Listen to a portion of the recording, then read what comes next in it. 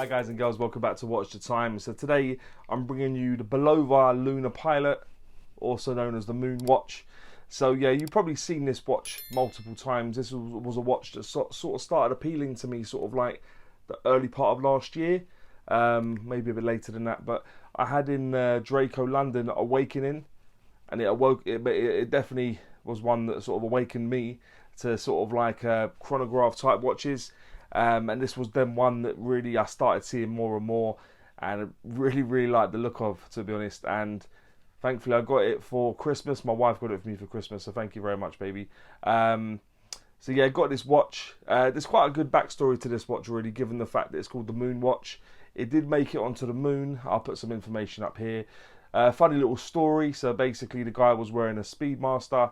He was supposed to wear that on the moon. The crystal fell out of the Omega, and then he had a prototype of this watch, and this watch made it to the moon or something similar. I'll show you what his one looked like, and the rest is history, really. So it's got a massive backstory, and for a watch you could sort of pick up for sort of 400 odd pound, that's quite phenomenal, I think, personally, given the fact you can get a watch with the sort of history this has for that sort of price. And it's got a movement in it that runs sort of like plus or minus 10 seconds a year, which is ridiculous, I think you'll agree. But yeah, I'm really happy to bring you this watch. It's one that's in my own collection now. I'm really happy to have it. I hope you enjoyed the video, and thank you for tuning back in. And without further ado, let's get the camera turned around and get on with it. Hi guys and girls, so this is the watch. As you'd imagine, as soon as I start recording, the drilling starts again. So I'm just going to persist. And as you know from the intro, this is a watch that I've kind of sought after for a while. The last sort of 12 to 18 months, I've become somewhat more understanding, give me 1 second guys, of the attraction to chronograph watches. It wasn't one that really appealed to me for a long time, but having the Draco London Awakening watch, it really started to open my eyes to why people do like them. And over a period of time, the one that always caught my eye was this one. The little backstory I told you at the start is quite crazy. So yeah, this was worn on Apollo 15. They were due to wear an Omega, but the crystal fell out, and he had a prototype of a Bulova very similar to this, and he wore it on the moon. And this watch is quite phenomenal, really. There's lots of things to like about it. It does come with a tool. Let's take that out very quickly. It'll just allow you to change the strap. Actually, quite a nice little tool. If I can get it to concentrate, that is. Let me focus. There's too much on there, but yeah, that's the tool it comes with. I don't think I'll be using it anytime soon, given the fact that I don't really like NATO style straps, which is what this is. Yeah, done pretty well. Again, it's got lots of writing. I think they're probably coordinates and bits and pieces, but yeah, that's what it's got. Inside, let me just put this back quickly. Let me take the watch out. You'd have seen this watch numerous times, and I've got quite a funny story. Well, it's funny now, it wasn't funny at the time, about this watch and when I first got it. And then underneath you got a warranty, a certificate of authenticity, instruction manual, and all that good stuff. If you know me, or you've watched my channel, you'll know that I don't tend to read any of the stuff, but it's there anyway. You probably would expect it, given the fact it's from a decent brand in Bulova, not one of your AliExpress specials.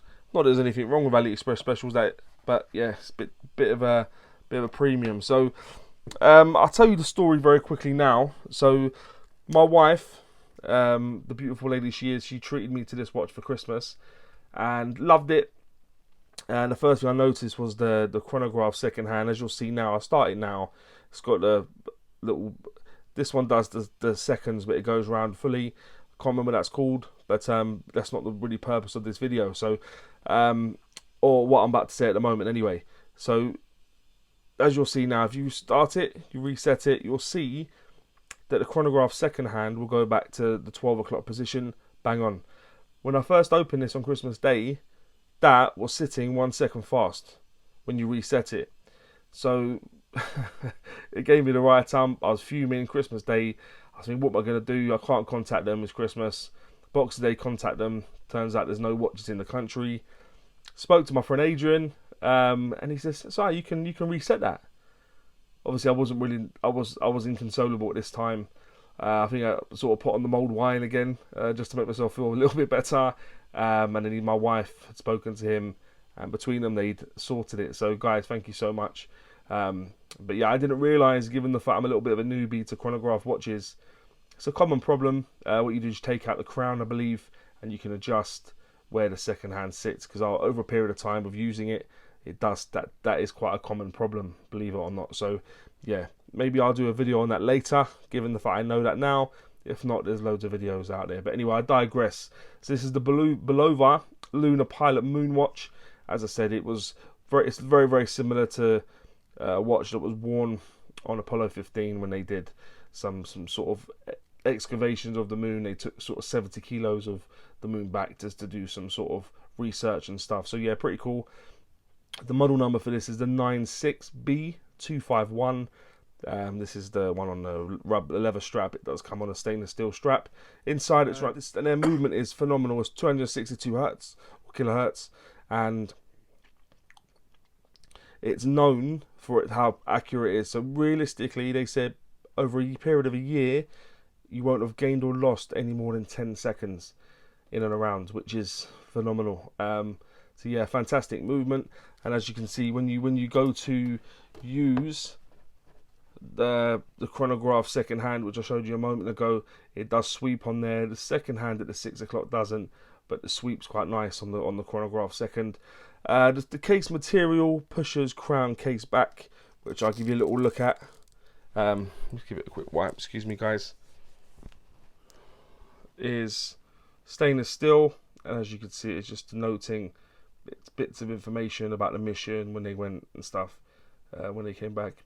Yeah, really, really nice. I love that. But yeah, all stainless steel. So the bezel, as I said, the case, crown, pushers, case back, and pin buckle clasp, all 316L stainless steel. The case thickness of this watch is 14.2 millimeters.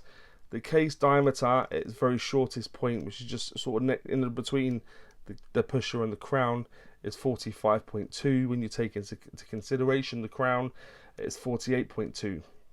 The lug width is 20 millimeters, and the lug to lug, tip to tip, is 53 millimeters.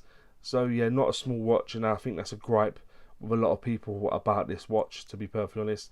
The case back type and style you'd have seen a moment ago, it's stainless steel and screwed down. The bezel is fixed and has got a tachymeter on there as well. The crown is situated at the 3. It's only a push-pull crown, and it is signed, if I can get it turned around the right way. It's got Bulova on there. Nice. Yeah, cool. The strap it comes on is leather, and actually pretty cool. I think this sort of strap would last a long time. Also embossed with Bulova at the back, and also just another excuse to show you the case back, because I think it's a pretty beautiful thing to look at. The clasp is pin buckle, and again it's sort of like B-blast finished, as is the case, and it's got Bulova also embossed on there. Quite small given the fact it's not the biggest surface to work with, but they've also signed it. The crystal covering that dial is sapphire crystal, and it does also have AR coating on there, which is cool.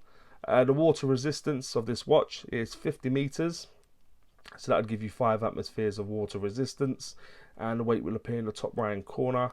It's in around 107 grams, but given the fact it's on this leather strap, that's not inconsiderable, to be honest. But let's have a look at the dial now, guys. So what you have is you've got a tachymeter going around the outer edge, and no raised rehaut, but on inside the outer side of the dial, you've got a minute track and millisecond track, just outlining so you can set it accurately.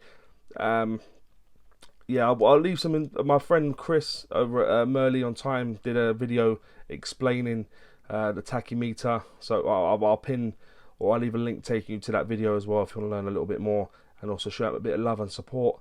The hands, yeah, the hands are done really nicely actually, guys. All white, treated to make it all look all white. All the proportions are nice, and also so basically what you got I don't know what you'd call it at the 3 o'clock. sort of like for milliseconds. But each time it goes round to 1 second, which I'll show you now actually. So that's 1, 2, 3, which is phenomenal. You got the second for the time down at the 6 o'clock. As you can see, it says 262 kilohertz. You got the minute at the 3 o'clock. That's for the chronograph. So each time it goes up a minute, it will go up there. Once you get to 30 seconds though, the sub-dial at the 3 will stop. The lume on this is actually pretty cool. I'll bring that up now, just to give you an idea of what the lume's like on this. Not amazing, but not as bad as I would have thought it would have been, given the fact it's not a dive watch. You got all the elements, basically everything on here is applied as well. You've got the sub-dials, which offer a nice little bit of texture. You've got a larger batten at the 12, slightly smaller battens at the 3, 6, and 9, making way for the sub-dials. You've got the date window at the half-hour position, and it's colour matched, so it looks nice. It oftentimes is white with black writing, but they've gone black with white writing, which is very much in keeping with what you'd expect to see on this watch. But yeah, like I said, the movement is phenomenal. There's not an awful lot not to like about this watch. Matte black dial, Bulova just below the indices at the 12, and yeah, that's the dial, guys. That's your lot. That's what it looks like. But let me just pop it on the wrist quickly and give you an idea of what it looks like on my wrist. My wrist is just above a 7-inch wrist, and the one thing I was not sure about when I started looking at this watch was how it would fit on my wrist, given the fact my wrist is very, very normal sized. But I think I just about get away with it. I think it works just about okay. Yeah, that's the clasp. You can't really see the signage on there at the moment, maybe a little bit. But that's what it looks like on me. Really nice watch. Okay, so guys, that will now take me on to what I think is pants and Pukka about the watch. If you've ever watched before, you know I always start with pants.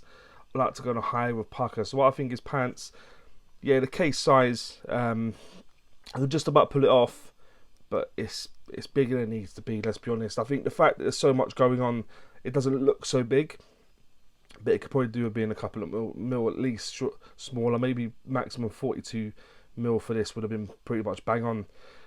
So yeah, that, and the chronograph alignment, and let me just stop this and let it reset. But yeah, the chronograph alignment, like I said, with that being off when I got it, it wasn't ideal. Thankfully we got it fixed, but it shouldn't have left the shop or warehouse, whatever, with that problem. So yeah, that was a bit of the QC issue when I first got it. But yeah, the case size generally and the chronograph second hand alignment when I got it, the two things I mentioned for patents. What I think is Pukka is I'll go with the Sapphire crystal along with that AR coating. Nice. The dial, I think the dial on this is beautiful. Lots going on, but you'd kind of expect it given the type of watch it is.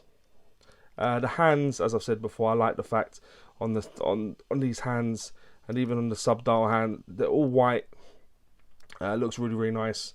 The functionality, you obviously get fantastic functionality in watches like this. Obviously you've got the date, you've got the time, you can time stuff, you've got the tachymeter for functionality. Yeah, very nice. The movement accuracy, the accuracy on these movements is sort of unparalleled. I don't know how you can have a movement that comes into within things between 8 and 10 seconds a year. That is extraordinary. On a lot of automatic watches, that's kind of what you get a day.